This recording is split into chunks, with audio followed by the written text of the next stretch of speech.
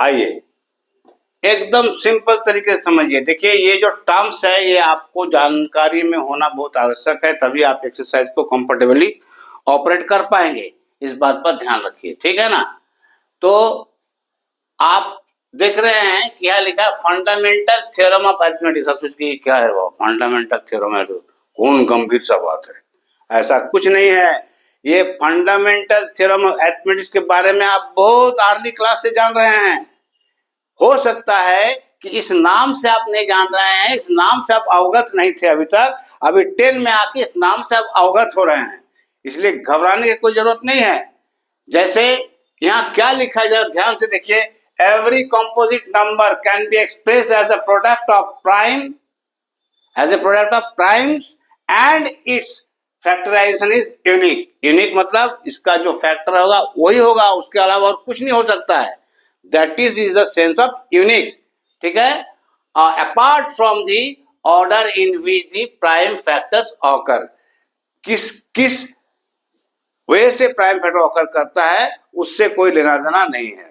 मतलब सीधा सीधा अगर आपको समझना है तो मैं आपको सीधा सीधा समझा रहा हूं कि ये फंडामेंटल थ्योरम मैथमेटिक्स क्या है कि कोई भी कंपोजिट नंबर जो है उसको हम एक्सप्रेस कर सकते हैं प्रोडक्ट ऑफ, कैसे, प्राइम नंबर्स का। कोई भी कंपोजिट नंबर को जो आप प्रोडक्ट ऑफ प्राइम नंबर्स में कन्वर्ट करते हैं, that is what you call the fundamental theorem of arithmetic. उसको ही आप फंडामेंटल थ्योरम ऑफ अरिथमेटिक कहते हैं, ठीक है ना। तो जैसे हम एक छोटा सा एग्जांपल लेते हैं आपको, 6 इक्वल टू 2 इंटू 3, ठीक है। इतना सिंपल चीज है, तो आप आगे ना 2 इंटू 3, तो 2 क्या है, देखिए प्राइम नंबर है ना, हमने आपको बताया ना अभी थोड़ी देर पहले बताया था कि 2 is the only even prime number, और ये 3 उसके बाद प्राइम नंबर का है। ये दोनों number divisible by itself and 1 ही है। 2 को 1 से और 2 से डिवाइड कर सकते हैं, 3 को 1 से और 3 से डिवाइड कर सकते हैं, और किसी से डिविजिबल ये नहीं है, इसलिए प्राइम फैक्टर्स हो गया। तो ये दोनों प्राइम फैक्टर्स को अगर मल्टीप्लाई कर देते हैं तब ये कंपोजिट नंबर बनता है। और इस कंपोजिट नंबर को अगर आप एक्सप्रेस करना चाहते हैं प्रोडक्ट के फॉर्म में, तो ये प्राइम नंबर के प्रोडक्ट में ही आएगा। कोई भी कंपोजिट नंबर को अगर आप फैक्टर में कन्वर्ट करेंगे तो सारा फैक्टर्स प्राइम नंबर्स ही होगा, इसके अलावा कुछ नहीं होगा। यही आपका फंडामेंटल थ्योरम ऑफ अरिथमेटिक है, बस इतने जान लीजिए आप, ठीक है। ये बात समझ में आ गया। अब आइए second point, HCF and LCM. HCF क्या होता है, product of the smallest power of each common prime factor in the number. Product of the smallest power of each common prime factors in the number, ठीक है। सबसे छोटा common, जो सबसे कम से कम जो कॉमन नंबर आएगा वही नंबर को आप क्या करिएगा, जो भी 2 या 2 से अधिक नंबर दिया है उसको आप स्प्लिट कर देंगे प्राइम फैक्टर्स में, और उस प्राइम फैक्टर्स में जो सबसे छोटा नंबर आएगा, कॉमन रहेगा दोनों या तीनों में, 2 लिया तो दोनों में, 3 नंबर लिया तो तीनों में, वो होगा एचसीएफ। और एलसीएम क्या होगा, जो कॉमन लिया वो एक बार आएगा और बाकी जो कॉमन नहीं हुआ वो सारा आएगा, और सबको एक साथ मल्टीप्लाई कर दीजिएगा तो ये हो जाएगा एलसीएम। आइए इसको और हम आप थोड़ा सा एग्जांपल लीजिए और बढ़िया से समझाते हैं। हमने 2 नंबर कंसीडर किया 12 एंड 21, ठीक है।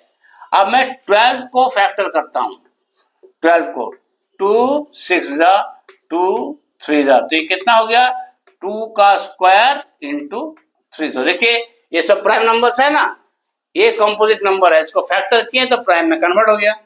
और उसके बाद आपका पास है 21, तो ये इसको हम 3 इंटू 7, तो ये हो गया 3 इंटू 7, ठीक।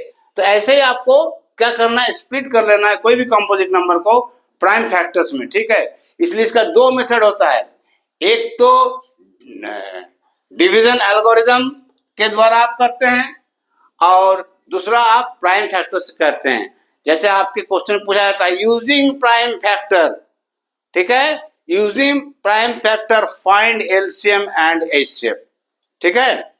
और एक बार ऐसे पूछा जाता है यूजिंग यूक्लिड्स डिवीजन एल्गोरिथम, ठीक है, Euclid's division algorithm find HCF, ठीक है। तो ये HCF निकालने के लिए यूक्लिड डिवीजन एल्गोरिथम लगाया जाता है। हम यहाँ आ रहे हैं तो थोड़ा सा हम बता सकते हैं आपको यूक्लिड के बारे में भी, ठीक है। ये तो इसमें अगर हमको HCF लेना है तो HCF ऑफ 12,21 क्या हो जाएगा, इक्वल टू हो जाएगा, ये देखिए 3 और 3, ये सबसे कम से कम कॉमन दोनों फैक्टर्स में है, तो ये हो जाएगा 3। और एलसीएम क्या हो जाएगा 12 एंड 21 का, तो ये आपका हो जाएगा, जो कॉमन एंट्री है वो तो आ जाएगा 3, अनकॉमन क्या है ये है, तो इंटू 2 का स्क्वायर, और ये अनकॉमन क्या है 7। ये हो गया आपका मेथड एलसीएम निकालने का, ठीक है। तो ये लिस्ट कॉमन फैक्टर बोलता है लिस्ट, लेकिन होता है बड़ा, अब बोलता है हाईएस्ट, लेकिन होता है छोटा, तो यहाँ थोड़ा सा कंफ्यूजन हो सकता है। तो ये हाईएस्ट का मतलब क्या है, जो सबसे जगह सब जगह पर प्रेजेंट हो, माने हाईएस्ट ऑक्युपाइड प्लेस, अधिक से अधिक जगह पर जो स्थित है जो इंफॉर्मेशन, वो हुआ HCF। और जो कॉमन भी है और अनकॉमन भी है, उन सबको एक साथ इकट्ठे मल्टीप्लाई कर देंगे तो हो जाएगा एलसीएम। ये आप जानते हैं, पहले पढ़े भी हैं, एक बार मैं रिव्यू कर दे रहा हूँ, क्या कि एक्सरसाइज में इसी से रिलेटेड आपको प्रश्नों का हल निकालना होगा। तो ये कितना हो गया आपका, ये हो गया 3 इंटू 4 इंटू 7, तो ये हो गया 3 4 12 इंटू 7, 7 इंटू 12 कितना हो गया 84। तो ये 84 हो गया आपका क्या बोलते हैं एलसीएम, और ये 3 हो गया आपका HCF, ठीक है। और इसके बाद यहाँ पर एक रिलेशन हम लिख के रखे हैं आपके लिए, देखिए relation between HCF and LCM। तो HCF और LCM के बीच एक संपर्क होता है, वो क्या होता है, HCF of AB into LCM of AB equal to A into B, ठीक है ना। ध्यान से देखिए, काहे इस पर्टिकुलर रिलेशन में आपके एक्सरसाइज में प्रश्न भी है, और एग्जामिनेशन में इस रिलेशन से क्वेश्चन पूछा जाता है, ध्यान रखें, ठीक है। बहुत सिंपल है। ये HCF AB का मतलब क्या हो गया, A और B कोई इंटीजर्स है, ठीक है। और तो HCF निकालेंगे दोनों नंबर का, LCM निकालेंगे दोनों नंबर का, तो इन दोनों का प्रोडक्ट निकाल दीजिएगा तो दोनों का प्रोडक्ट के बराबर होगा। आइए हम लोग यहां से इसको चेक कर लेते हैं। ये आपका हो गया A इक्वल टू दिस, और इसको आप B मान लीजिए, ये B equal to this. HCF क्या है आपका, यहाँ लिख कर रख दीजिए, HCF इक्वल टू आपका 3, एंड LCM आपका क्या है, ये है आपका 84, ठीक है। अब आप इसको यूज करिए, देखिए ए, तो रिलेशन क्या है, HCF into LCM equal to product of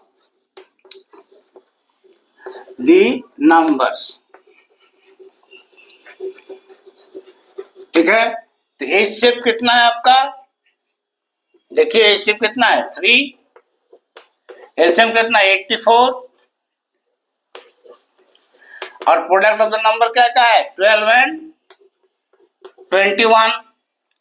तो मल्टीप्लाई करिए, 3 4 12, 3 8 24 एंड 1 25, ठीक है ना। 3 4 12 का 2 करेंगे 1, 3 8 24 एंड 1 25। आप इसको 12 से मल्टीप्लाई करिए, इक्वल टू 12 1 देखिए 21 इंटू 12, चलिए ऐसे मल्टीप्लाई करिए, 42 इंटू 21 कितना हो गया 252, ठीक है।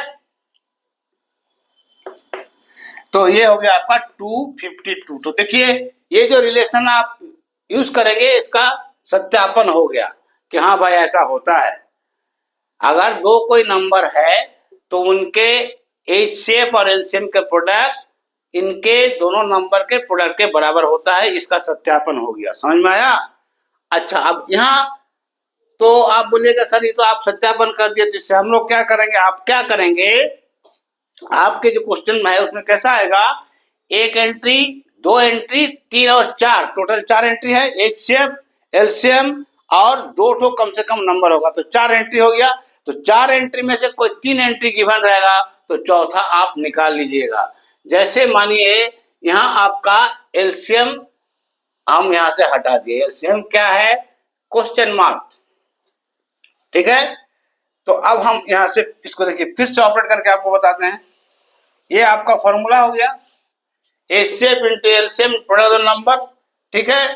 तो एचसीएफ आपका कितना है 3, तो लिख दिया 3 इंटू एलसीएम हमको पता नहीं है, इक्वल टू क्या हो जाएगा 12 इंटू 21। तो एलसीएम इक्वल टू क्या हो जाएगा, एलसीएम इक्वल टू 12 इंटू 21 बाय 3। तो 3 7 21, 7 इंटू 12 84 था ना, 84 निकाल थे ना आप 84, तो एलसीएम 84 आप यहां से निकाल लिए। तो आपको क्या एप्लीकेशन समझ में आ गया ना इस फॉर्मूला का। इस 1 2 3 4 एंट्री में से कोई 3 एंट्री आपको मालूम होगा तो चौथा आप इस फॉर्मूले के सहारे कैलकुलेट कर सकते हैं। इसको आप रिलेशन बोलिए या फॉर्मूला बोलिए, जो बोलना है बोलिए, ठीक है। अब आइए लेमा। ये लेमा क्या चीज है, ये लेमा है क्या चीज, लेमा थ्योरी को कहते हैं। अगर आप एक बात में समझना चाहते हैं तो लेमा थ्योरी को कहते हैं, और एल्गोरिदम जो है उस थ्योरी को अप्लाई करने के जो स्टेप टू स्टेप सॉल्यूशंस है उसको आप कहेंगे, ठीक है, लेमा। जैसे मानिए कि 135 और 225 आपका बुक का ही एक क्वेश्चन ले लिया, इसमें से हमको निकालना है एच-शेप। क्वेश्चन बोला है एच-शेप निकालो यूक्लिड्स डिवीजन एल्गोरिदम और लेमा का यूज करते हुए। तो यूक्लिड कौन है आपको पता है, यूक्लिड 300 बीसी में ग्रीक देश में पैदा हुए एक मैथमेटिशियन थे। इनको फादर ऑफ मैथमेटिक्स भी कहा जाता है, ठीक है ना। क्यों फादर ऑफ मैथमेटिक्स कहा जाता है, क्योंकि ऐसा नहीं कि ज्योमेट्री का कंसेप्ट उनसे पहले लोगों के पास नहीं था, लेकिन उन्होंने ज्योमेट्रिक कंसेप्ट को सिस्टमेटिक रिप्रेजेंट किया सो दैट हम और आप वहां से पढ़ सकते हैं, सीख सकते हैं, जान सकते हैं, और इस ज्ञान को हम दूसरे को बांट सकते हैं। इसीलिए उनका नाम पड़ा फादर ऑफ ज्योमेट्री। तो सर यूक्लिड के नाम के रेस्पेक्ट में ही इसको आप एल्गोरिदम कह लीजिए, लेमा कह लीजिए, या यूक्लिडियंस डिवीजन लेमा या यूक्लिडियंस डिवीजन एल्गोरिदम बोल दीजिए।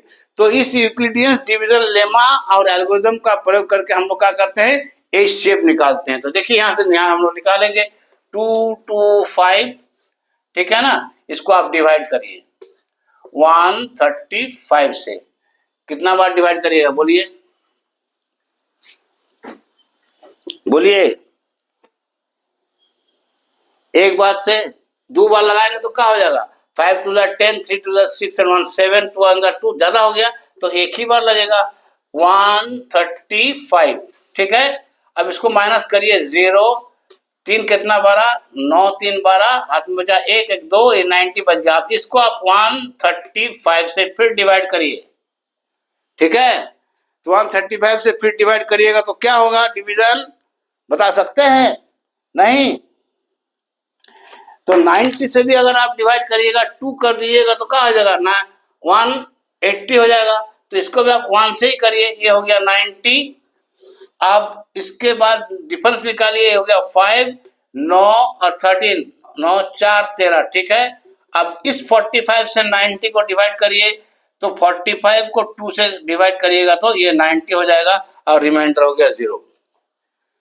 ये जो स्टेप्स आपने फॉलो किया यही है यूक्लिडियंस डिवीजन एल्गोरिदम, और ये जो मेथड है इस मेथड को आप बोलते हैं यूक्लिडियंस डिवीजन लेमा।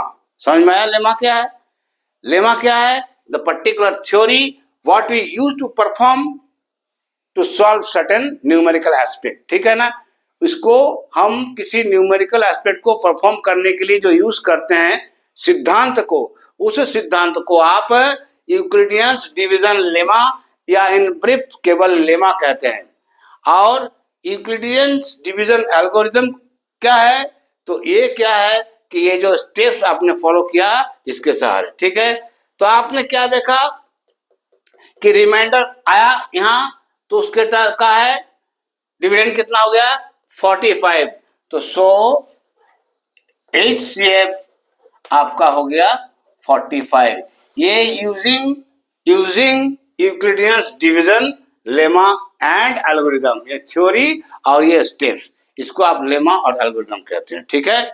तो चलिए ये कंसेप्ट को आप बढ़िया से लर्न कर लीजिए, और अगर आप चाहें तो इसको नोट कर लीजिए, काहे कि मैं बढ़िया से लिख के रख दिया हूं, ये आपके काम आएंगे जब आप एक्सरसाइज में जाएंगे। और जहां जहां इसका मैं प्रयोग करूंगा एक्सरसाइज में ऑपरेट करने के टाइम, एक बार फिर से आपको रिकॉल कर दूंगा, ताकि सारा कंसेप्ट नीट एंड क्लीन हो जाएगा, ठीक है। चलिए आप हम लोग चैप्टर 1 के एक्सरसाइज 1.1 पर चलते हैं, ठीक है ना।